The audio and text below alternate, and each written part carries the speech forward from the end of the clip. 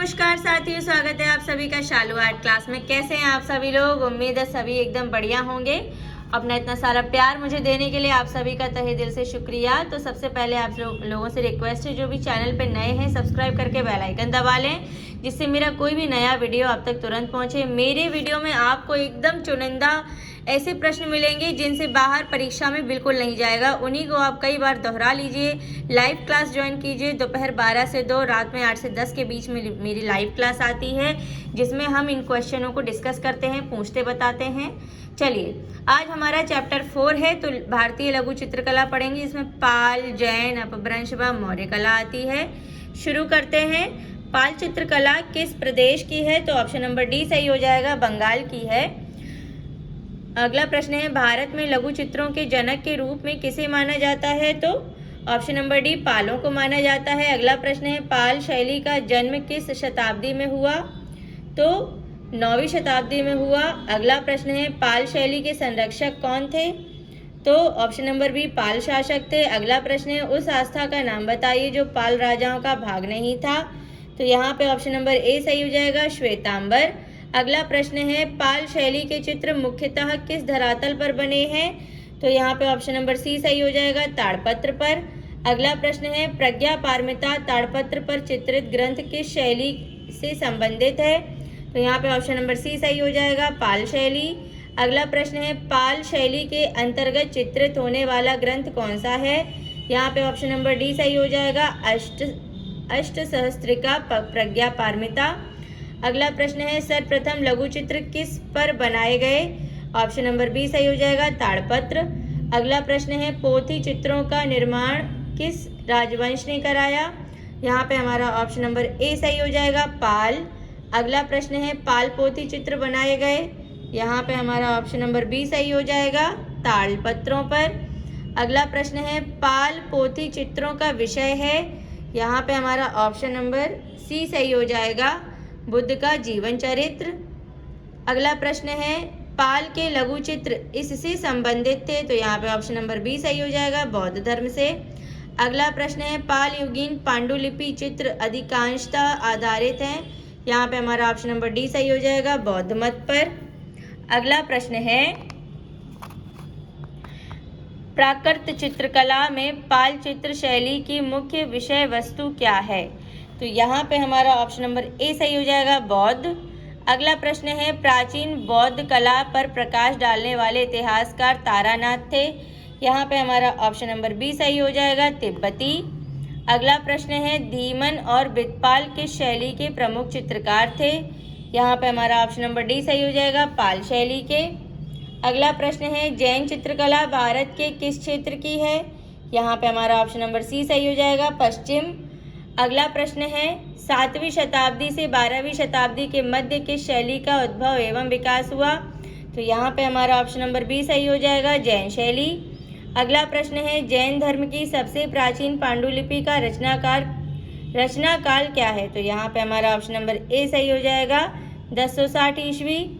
अगला प्रश्न है, जैन चित्र कागज पर कब बने? यहाँ पे हमारा ऑप्शन नंबर ए सही हो जाएगा, 13वीं शताब्दी। अगला प्रश्न है, जैन लघु चित्रों का प्रमुख विषय क्या था? यहाँ पे हमारा ऑप्शन नंबर ए सही हो जाएगा, तीर्थंकर और उनकी जीवनी। अगला प्रश्न है, जैन चित्रकला कहलाती है? ऑप्शन नंबर बी पोथी चित्र। अगला प्रश्न है, गीत गोविंद और कल्पसूत्र किस धर्म की सचित्र रचना थी? तो यहाँ पे हमारा जो है ऑप्शन नंबर बी सही हो जाएगा, जैन धर्म। अगला प्रश्न है, जैन चित्रकला के प्रसिद्ध स्रोत बताएं? तो यहाँ पे हमारा ऑप्शन नंबर डी सही हो जाएगा, कल्पसूत्र। अगला प्रश्न है, कल्पसूत्र ग्रंथों में चित्रण किस शैली में हुए? तो यहाँ पे हमारा ऑप्शन नंबर सी सही हो जाएगा, जैन शैली। अगला प्रश्न है, महावीर जो कि 24वें तीर्थंकर थे का जन्म चित्रित किया गया है? तो यहाँ पे हमारा ऑप्शन नंबर सी कल्पसूत्र सही हो जाएगा। अगला प्रश्न है, कालकाचार्य कथा और कल्पसूत्र में चित्रित किया गया है, तो इनमें से क्या चित्रित किया गया है? ऑप्शन नंबर बी सही हो जाएगा, जैन लघु चित्र। अगला प्रश्न है, कालकाचार्य कथा यह एक डैश हस्तलिखित चित्र है? तो यहाँ पे हमारा ऑप्शन नंबर बी सही हो जाएगा, जैन। अगला प्रश्न है, जैन धर्म के अनेक तीर्थंकर किस सचित्र पोथी में चित्रित हैं? यहाँ पे हमारा ऑप्शन नंबर सी सही हो जाएगा, कालकाचार्य कथा। अगला प्रश्न है उदयगिरी और खंडगिरी की गुफाएं किस काल की हैं? यहाँ पे हमारा ऑप्शन नंबर सी सही हो जाएगा, शुंग काल। अगला प्रश्न है उदयगिरी की गुफाएं किस धर्म से संबंधित कला को दर्शाती हैं? तो यहाँ पे हमारा ऑप्शन नंबर बी सही हो जाएगा, जैन धर्म। अगला प्रश्न है जैन शैली को पश्चिम भारतीय शैली किस विद्वान ने कहा? तो यहाँ पे हमारा जो है ऑप्शन नंबर सी सही हो जाएगा, आनंद कुमार स्वामी ने। अगला प्रश्न है मांडू इसके लिए प्रसिद्ध है? तो यहाँ पे हमारा ऑप्शन नंबर ए सही हो जाएगा, जैन चित्रकारी के लिए। चलिए, अपभ्रंश शैली के चित्र इनमें से किन पोथियों में प्राप्त होते हैं? तो यहाँ पे हमारा ऑप्शन नंबर बी सही हो जाएगा, नाट्यशास्त्र। ठीक है, अगला प्रश्न है अपभ्रंश शैली के चित्रों को क्या विषय है? तो यहाँ पे हमारा ऑप्शन नंबर ए सही हो जाएगा, जैन। अगला प्रश्न है सवा चश्म चेहरे, चेहरे से बाहर निकलती हुई आँखें इत्यादि किस कला शैली में निर्मित की गई? यहाँ पे हमारा ऑप्शन नंबर सी सही हो जाएगा, जैन शैली। अगला प्रश्न है परली आँख किस शैली के चित्रों की विशेषता है? यहाँ पे हमारा ऑप्शन नंबर सी सही हो जाएगा, अपभ्रंश। चलिए, अब अगला प्रश्न है हमारा जैन लघु चित्रों की विशेषता है, तो इनमें से क्या है? तो यहाँ पे हमारा जो है ऑप्शन नंबर डी सही हो जाएगा, परली आँख का दिखाना। अगला प्रश्न है अपभ्रंश शैली में अंग प्रत्यंग बने हैं, तो यहाँ पे हमारा ऑप्शन नंबर बी सही हो जाएगा, स्थिर और जकड़े। अगला प्रश्न है सर्वप्रथम स्थिर चित्रण मिलता है? यहाँ पे हमारा ऑप्शन नंबर सी सही हो जाएगा, जैन चित्र में। अगला प्रश्न है खिलौने की तरह पशु पक्षियों का अलंकरण किस शैली में हुआ? तो यहाँ पे हमारा ऑप्शन नंबर सी सही हो जाएगा, अपभ्रंश शैली। अगला प्रश्न है इनमें से कौन असंबद्ध है? तो यहाँ पे हमारा ऑप्शन नंबर डी सही हो जाएगा, चौरपंचाशिका। अगला प्रश्न है भगवान बुद्ध ने पहला उपदेश कहाँ दिया था? यहाँ पे हमारा ऑप्शन नंबर ए सही हो जाएगा, सारनाथ में। अगला प्रश्न है बुद्ध अपने उपदेश मुख्य रूप से किस भाषा में देते थे? यहाँ पे हमारा ऑप्शन नंबर ए सही हो जाएगा, पाली। अगला प्रश्न है गौतम बुद्ध ने निर्वाण कहाँ प्राप्त किया था? तो यहाँ पे हमारा ऑप्शन नंबर बी सही हो जाएगा, कुशीनगर। अगला प्रश्न है बोधि वृक्ष क्या है? यहाँ पे हमारा ऑप्शन नंबर डी सही हो जाएगा, पीपल का वृक्ष। अगला प्रश्न है सम्राट अशोक की राजधानी थी? यहाँ पे हमारा ऑप्शन नंबर सी सही हो जाएगा, पाटलिपुत्र। अगला प्रश्न है अशोक ने किस बौद्ध संगीति का आयोजन किया? यहाँ पे हमारा ऑप्शन नंबर सी सही हो जाएगा, तृतीय। अगला प्रश्न है सम्राट अशोक किस राज्य पर चढ़ाई के बाद बौद्ध बन गए थे? तो यहाँ पे हमारा ऑप्शन नंबर जो है डी सही हो जाएगा, उत्कल प्रदेश। चलिए, अगला प्रश्न है किस भारतीय चित्र शैली में मनुष्य के चेहरे का 3/4 भाग चित्रित किया गया है? यहाँ पे हमारा ऑप्शन नंबर डी, जैन सही हो जाएगा। अगला प्रश्न है वर्ष 1630 में चित्रित रसिक प्रिया के चितेरे इनमें से कौन है? ऑप्शन नंबर ए, साहबदीन है। अगला प्रश्न है पाल शैली के चित्र होते हैं? ऑप्शन नंबर ए, पोथियों में। अगला प्रश्न है कल्पसूत्र की सबसे उत्तम प्रति कहाँ की है? तो यहाँ पे हमारा ऑप्शन नंबर बी सही हो जाएगा, जौनपुर। अगला प्रश्न है लघु चित्रकला भारत के किस हिस्से में विकसित हुई थी? यहाँ पे हमारा ऑप्शन नंबर सी सही हो जाएगा, पूर्वी। अगला प्रश्न है भारतीय लघु चित्रों की परंपरा किस काल से आरंभ हुई? यहाँ पे हमारा ऑप्शन नंबर सी, पूर्व मध्य काल से। चलिए, अब हमारा अगला प्रश्न है पोथी चित्रण का प्रारंभ किस शैली से हुआ? तो यहाँ पे हमारा ऑप्शन नंबर ए, पाल शैली सही हो जाएगा। अगला प्रश्न है भारत में लघु चित्रों की शुरुआत किसने की? तो ऑप्शन नंबर सी सही हो जाएगा, पाल ने। अगला प्रश्न है भारत में सचित्र पुस्तकें सर्वप्रथम किस माध्यम पर बनी? तो यहाँ पे हमारा ऑप्शन नंबर बी सही हो जाएगा, तालपत्रों पर। अगला प्रश्न है बुद्ध की 80 फुट बड़ी प्रतिमा जो बोध गया में है निर्मित की गई थी? यहाँ पे हमारा ऑप्शन नंबर ए सही हो जाएगा, जापानियों के द्वारा। अगला प्रश्न है बुद्ध की आकृति उत्कीर्ण है? तो यहाँ पे हमारा ऑप्शन नंबर सी सही हो जाएगा, कनिष्क प्रथम के सिक्कों पर। अगला प्रश्न है निम्नलिखित में से किसने नागार्जुनी पहाड़ियों की गुफाओं को आजीविकों को दान में दे दिया था? तो यहाँ पे हमारा ऑप्शन नंबर सी सही हो जाएगा, दशरथ।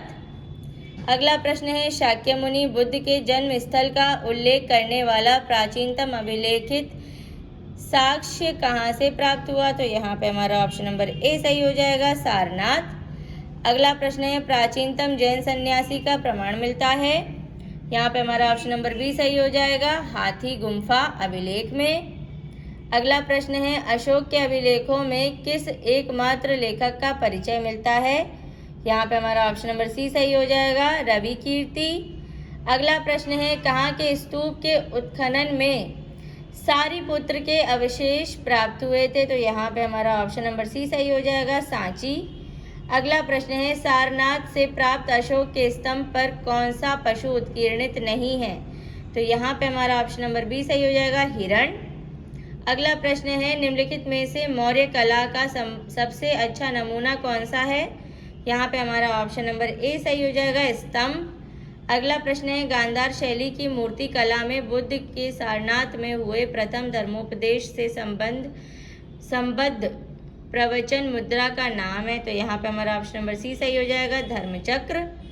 अगला प्रश्न है अशोक के निम्नलिखित किस अभिलेख में दक्षिण भारत के 5 राज्यों का उल्लेख मिलता है? तो यहाँ पे हमारा जो है ऑप्शन नंबर ए सही हो जाएगा, अभिलेख द्वितीय। चलिए अगला प्रश्न है अशोक के किस अभिलेख पर मोर का उत्कीर्णन किया गया था? यहाँ पे हमारा ऑप्शन नंबर ए सही हो जाएगा, लौरिया नंदनगढ़ स्तंभ। अगला प्रश्न है निम्नलिखित वक्तव्यों पर विचार कीजिए तथा नीचे के कूट सही उत्तर का चयन कीजिए। कथन ए बुद्ध की तरह कुछ कुषाण सिक्कों पर एक जैसे तीर्थंकर अंकित हैं। कारण आर कुषाण काल में मथुरा जैन धर्म का बड़ा केंद्र था। तो यहाँ पे हमारा ऑप्शन नंबर बी सही हो जाएगा। बी के हिसाब से क्या है, ए और आर दोनों सही है किंतु ए की सही व्याख्या नहीं है। चलिए अगला प्रश्न है निम्नलिखित स्थानों में से कहाँ वृषभ शीर्ष वाला अशोक स्तंभ स्थित था? तो यहाँ पे हमारा ऑप्शन नंबर बी सही हो जाएगा, रामपुरवा। अगला प्रश्न है अशोक द्वारा बराबर गुफा का निर्माण कराया गया था। यहाँ पे हमारा ऑप्शन नंबर डी सही हो जाएगा, आजीवकों के लिए। अगला प्रश्न है बुद्ध की खड़ी प्रतिमा निम्न में से किस काल में बनाई गई? यहाँ पे हमारा ऑप्शन नंबर बी सही हो जाएगा, कुषाण काल।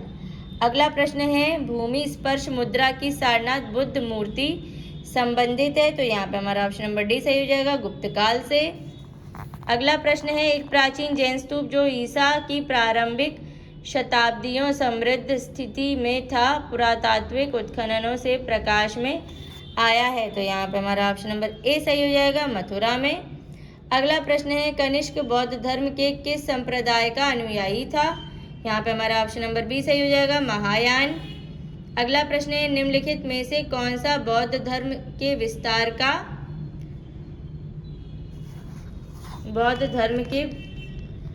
का पृथक मूर्त साक्ष्य माना जाता है? तो यहाँ पे हमारा ऑप्शन नंबर बी सही हो जाएगा, अशोक के शिलालेख। अगला प्रश्न है बुद्ध की मानव रूप में प्रस्तुति किस समय हुई? तो यहाँ पे हमारा ऑप्शन नंबर बी सही हो जाएगा, कुषाण युग में। अगला प्रश्न है सांची के स्तूप का निर्माता था? यहाँ पे हमारा ऑप्शन नंबर डी सही हो जाएगा, अशोक। अगला प्रश्न है खरोष्ठी लिपि का उद्भव किस काल में हुआ? यहाँ पे हमारा ऑप्शन नंबर डी बुद्ध काल सही हो जाएगा।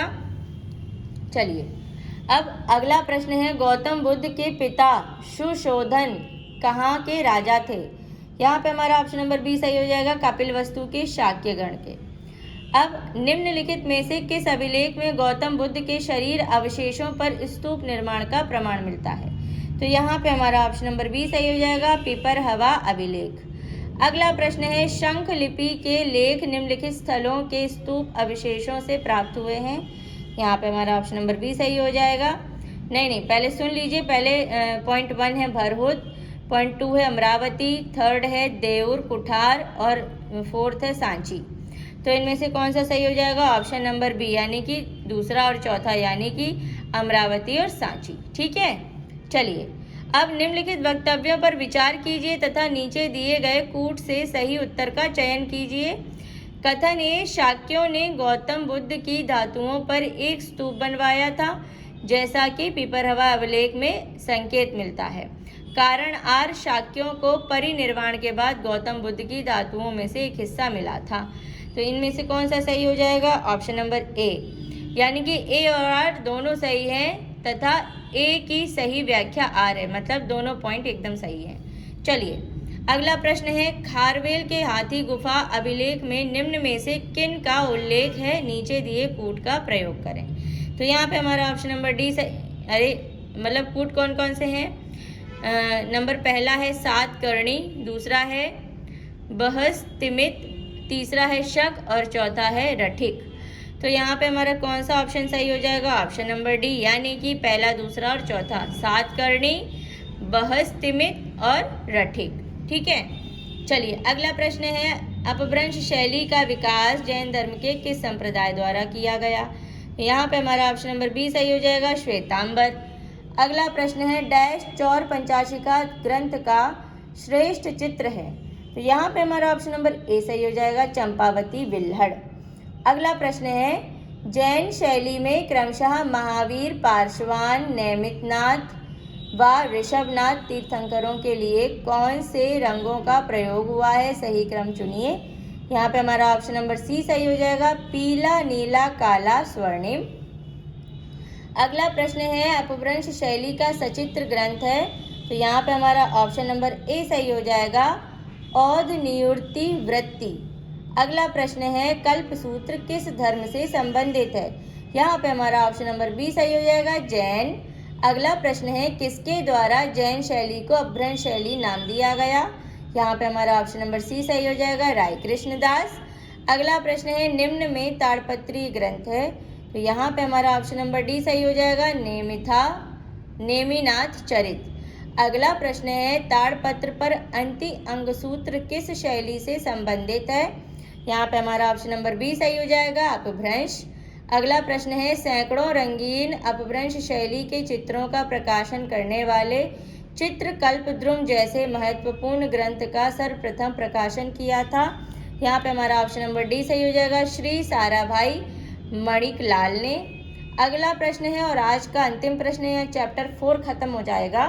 ताड़पत्रीय चित्रित ग्रंथों में पृष्ठ संख्या किस हाथ पर लिखी जाती थी? तो यहाँ पे हमारा ऑप्शन नंबर ए सही हो जाएगा, सीधे हाथ पर। साथियों इसके आगे कोई प्रश्न नहीं फंसेगा, ये चैप्टर 4 कंप्लीट हो चुका है। अच्छे से पढ़िएगा, शेयर करिएगा, रिवाइज करिएगा, लाइव क्लास ज्वाइन करिए। मिलती हूँ नेक्स्ट वीडियो में, तब तक के लिए take care and bye bye.